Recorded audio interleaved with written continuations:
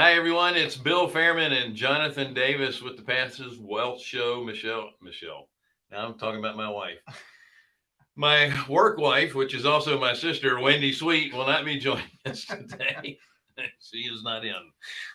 We are Carolina Capital Management. We are lenders in the Southeast for real estate investors.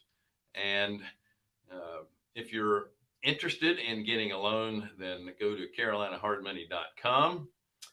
Click on the Apply Now tab. If you're a passive investor looking for passive returns, click on the Accredited Investor tab. So before we get started, I wanted to give you a little teaser. That's what we do in this industry, right? We try to tease stuff, but we forget to start it, and that's why it falls flat. A minute into it, we're like, oh, we're going to tease you guys. If you stuck with us this long, enjoy this tease. So real estate investors always have some interesting stories to tell. Very. How about if your first flip you sold to an adult industry professional? That'd be cool. Would you like to hear that right? story? Sure. Well, we'll get to it right after this.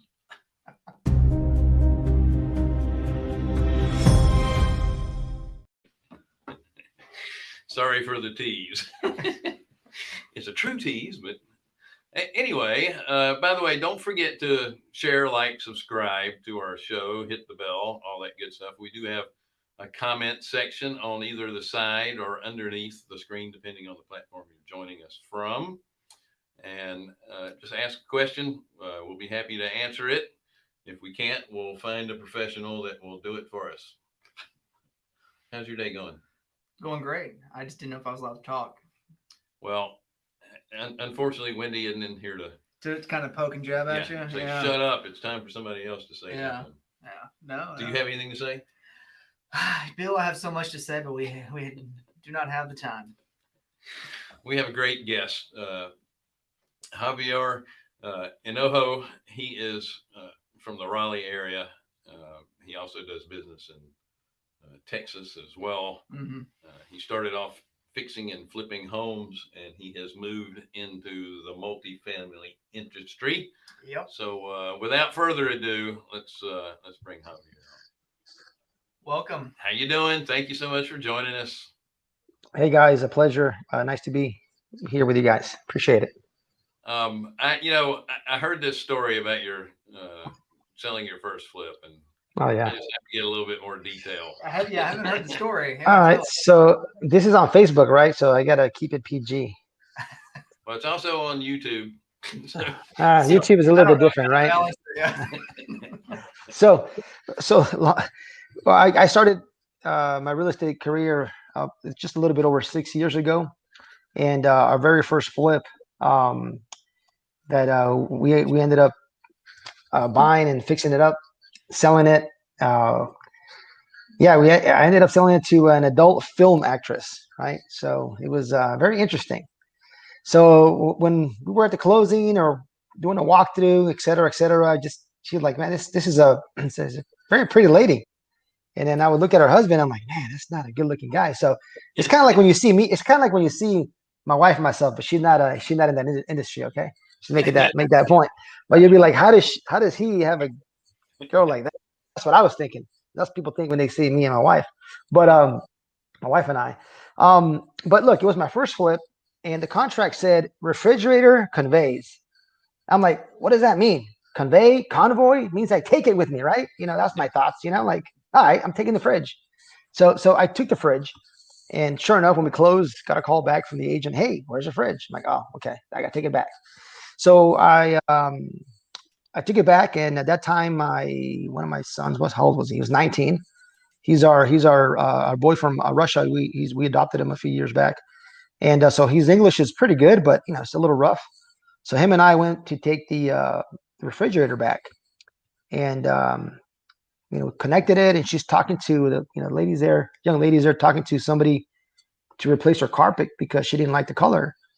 The carpet guy leaves. I'm connecting the fridge, and I'm talking to her, and she gets a cigarette out and starts smoking in the kitchen. I'm like, oh, okay. And she says, $5,000 to replace this carpet downstairs. That's a lot of money, don't you think? So yeah, it's a little pricey. And then next thing she said was, "That's a lot of bleep.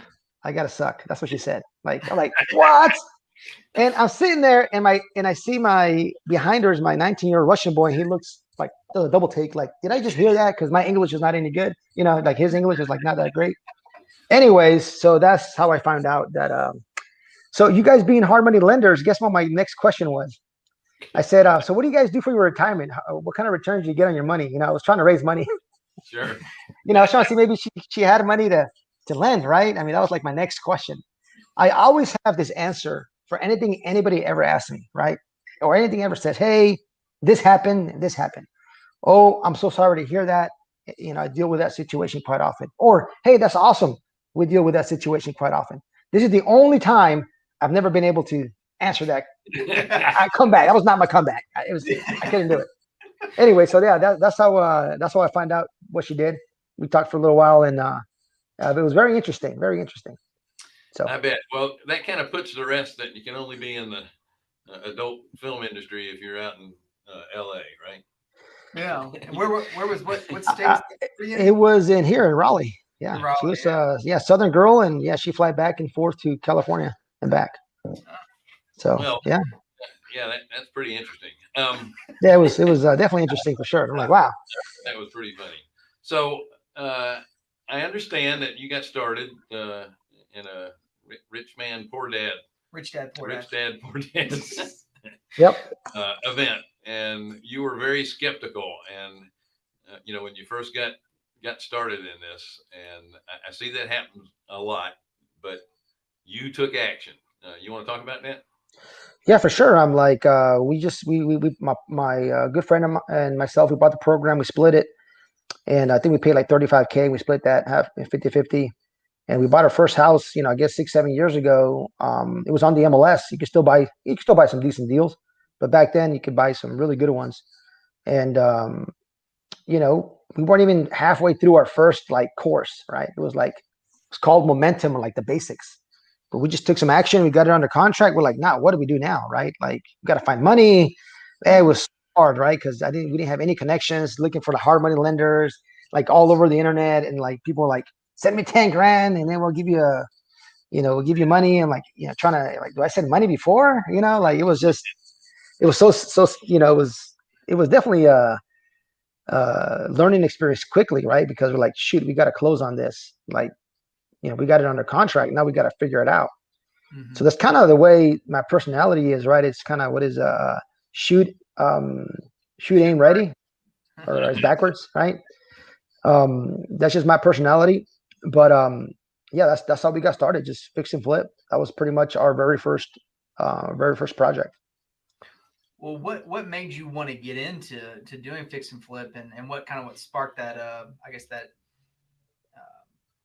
program being interesting to you and your friend? Yeah, so like when I was there, he first told me it was 2 hours, and when he picked me up from my house, that should have been the first red flag, because he picked me up, and it was like a 3-day weekend, right? Like, come on, man.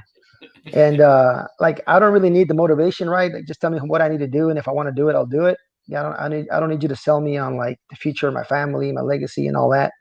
You know, I can, you know, I'm, you know, once you get a purpose, you can pretty much do anything. Motivation's not really, doesn't mean nothing. But long story short, I didn't want to do it, right? And my buddy's like, hey, I'm going to pay for it. I'm like, man, I felt bad. I'm like, okay, I guess if you get ripped off, we'll get ripped off together, right? And but I mean, the system, the process, the whole sales pitch, everything, I mean, it makes sense, right? I'm like, this can't be easy, because if it's easy, everybody would do it.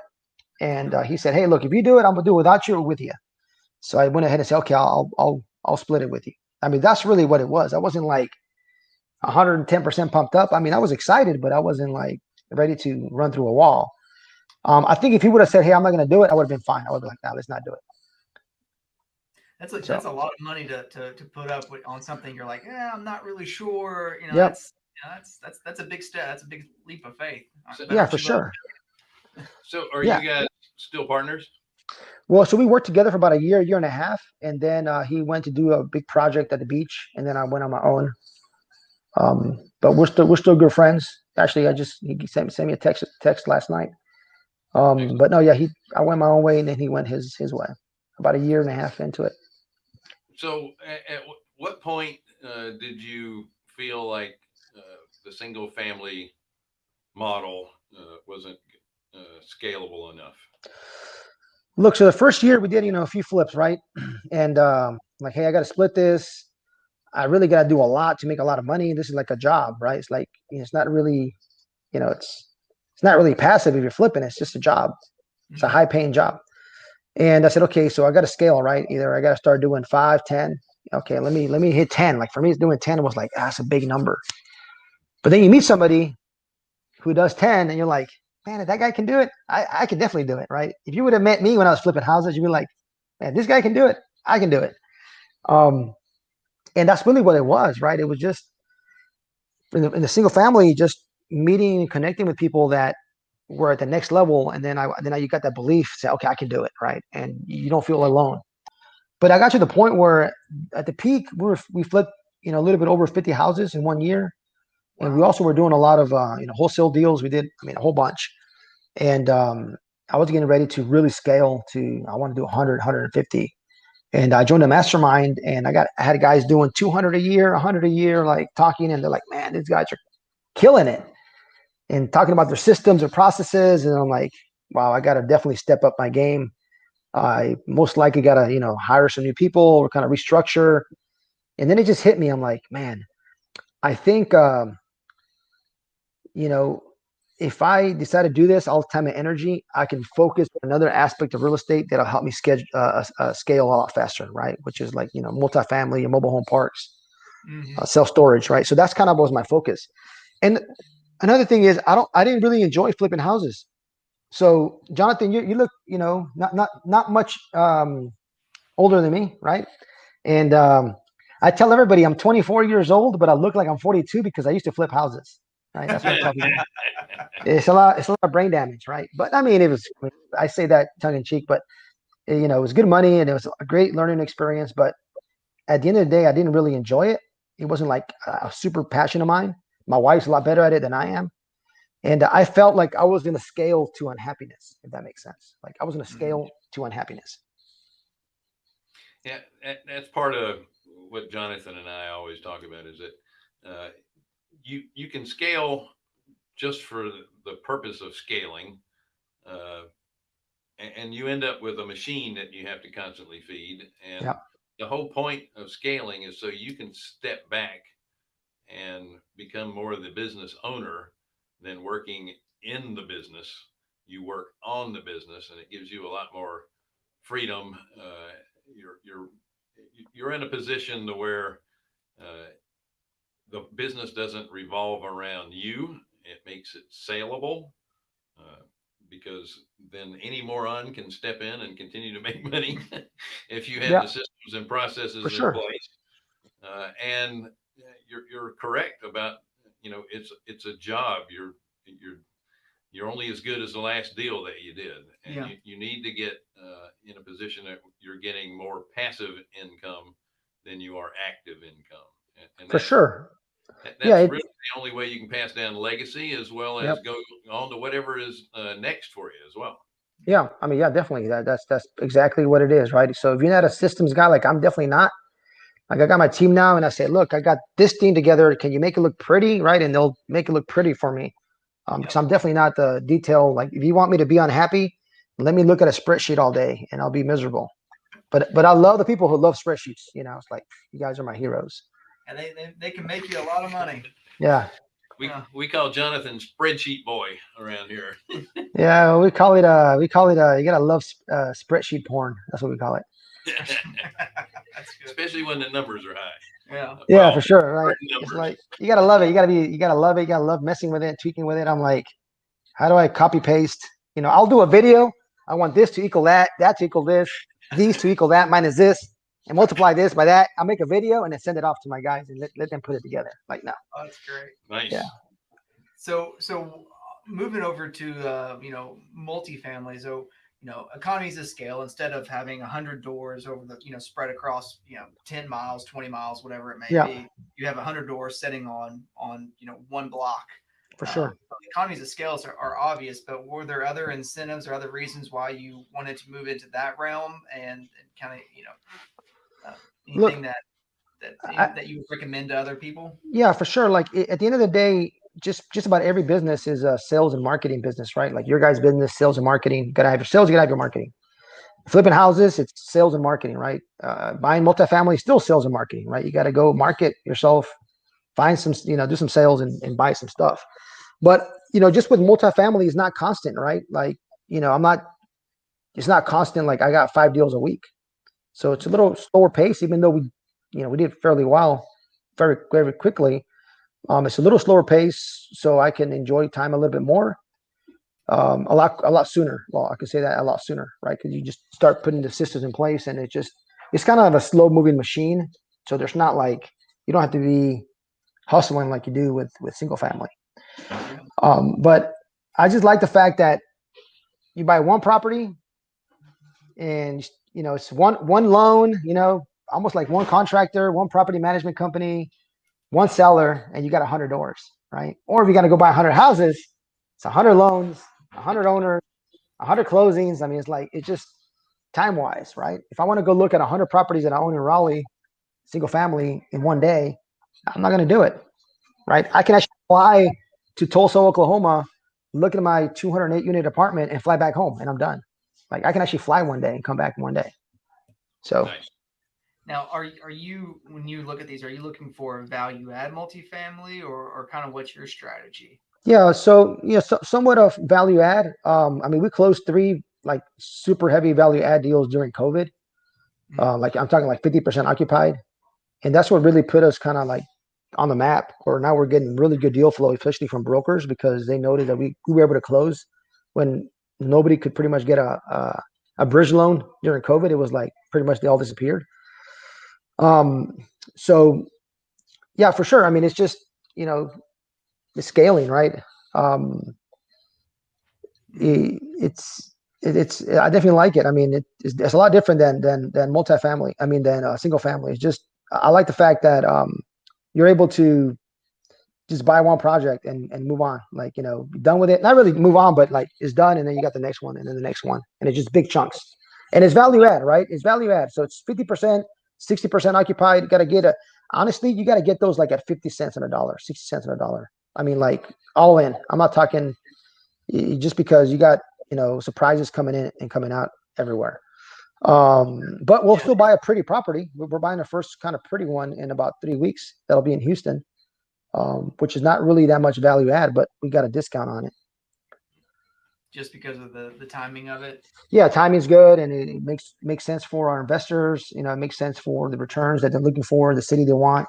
So I got some people they don't, hey, we're okay in Havelock, North Carolina, small MSA. Or we got people saying, hey, I only want stuff in like $500,000 or above MSA, right? In the Southeast, right? So you got different types of personalities, different types of investors. So once you get a good list, then you're able to take something down. So you said, for your investors, do you syndicate your deals, or do you take debt for them, or combination of all the above? Combination. Yeah, combination. Yeah. Yep. Is that how you first got started in multifamily, was syndicating your first deal? Yeah. So my very first one, I have a buddy in South Carolina, and I said, hey, what can I do to make this be part of this project? Right. I don't really care what I do. I don't care how much I get. I just want to kind of learn the process, see how it goes, and then that's the way I learn. Like I'm not the best learner on a video or even sitting down taking notes. I tell people I'm a high school push out. I'm a C+ student. So was never good at school. Pretty much everybody it works for me in my company has like a finance degree. I'm the only one without a college degree. Yeah, and you're the one running it all. So there you go. Yeah. So I just have one comment about the Sure. Houston property is, did you get it cheaper because it's not above sea level? Look, for sure. I mean, Houston, you got to be careful because everything's a flood zone over there, So you definitely gotta account for that, right? Like if you're gonna pay $450 on average for insurance a year per unit, I mean, you got to calculate like 800, 1,000, right? I mean, for some of these areas when you do your underwriting, and at the end of the day, you got a cheap enough price, yeah. Who cares if it's $1,200 a year? It's 4 times more than the national average on insurance. right? But if you can afford it because you got a great deal, awesome. Sure. Hey, listen, it's all about the cash flow. As Yep. long as it's Yep. cash flowing, it doesn't matter what the expenses are. Yep. Right? That's right. As long as it all fits. I know you were talking about masterminds, and we only have about 6 or 7 minutes left. Sure. So the first mastermind that you joined, was it specifically a real estate mastermind, or was it a business mastermind? It was a real estate mastermind. Yeah, real estate mastermind for sure. Excellent. Yeah, we're always pushing mentors and mastermind groups that if Yep. you're a real estate investor, you can't do it alone. You Yep. need that board of directors to bounce stuff off of. All of Bill's best ideas came from somebody else. There you go. And I'm quoting Glenn Stromberg here. I've never had an original idea in my life. I just know a lot of smart people, and I copy what they do. There you go. Right. Copy it. Try to make it a little bit better. Right. I mean, no sense in reinventing the wheel. I believe in coaching and mentoring and masterminds 110%. I wouldn't have been able to scale or make the contacts, get the help I needed, answer questions that I got, because you become a family, right? You're hanging out, 30, 40 of you, like constantly, and you become a family. A lot of deals happen between them. A lot of money's raised. You need help with something. Somebody knows somebody who can buy this, except there's just so much dealing and wheeling. And you kind of start there first, right? You start with your kind of, your mastermind group, and then you work on your, then you work your way out. Just because, you got those relationships and they can close, right? It's another thing. They know they have some experience. So there's different levels of masterminds, right? You got kind of the entry level, mid level, then you get the high level, and then you have like the ultra high level. So it just depends. It's kind of hard to jump into the ultra high because some people might not qualify. For a long time, I was trying to get in a mastermind, but I wouldn't qualify. I wasn't experienced enough. What mastermind would you recommend for other people out there trying to learn and surround themselves by some good people? So you got to find the right mastermind, right? Probably the biggest problem with the masterminds is if you go to the wrong one, people are just talk about what they're doing, right? They just everybody has an ego at some point, and a lot of people are type A personality, so just like, hey, this is what I'm doing, watch me, right?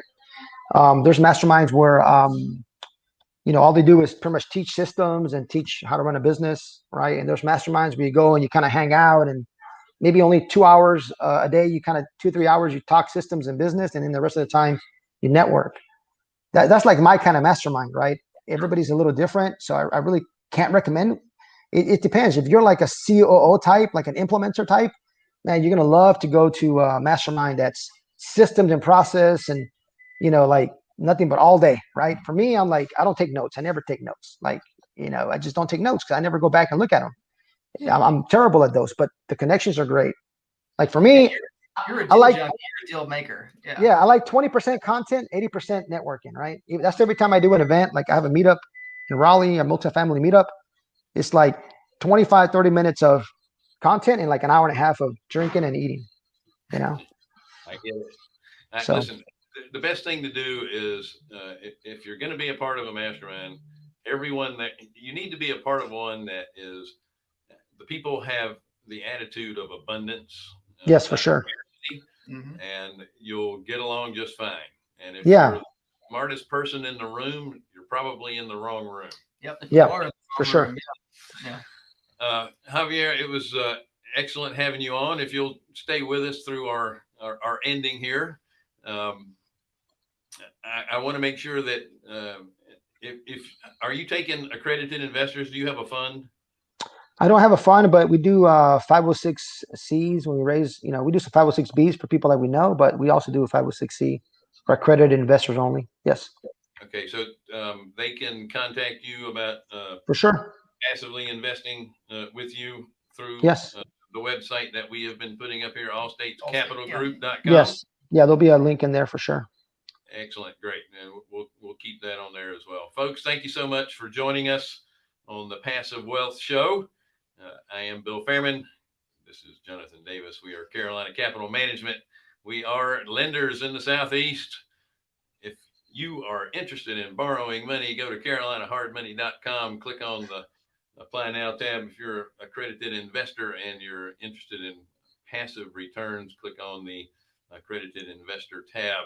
Don't forget to like, share, subscribe, hit the bell, all that good stuff. And once again, Wendy has her Wednesday with Wednesday, one of those Wednesday with Wendy. Wednesday with where Wendy. she does mentoring for 30 minutes on Thursdays. Click the link, the Calendly link to get online for that. We're also participating in the Quest Expo coming up in April. It's I think it's the 21st and 2nd. But if you click on that link, if you'll put that back up, that link will give you, I believe, 50% off your ticket price. It's a 2-day event. Otherwise, we will see you guys next week. Thank you so much for joining us.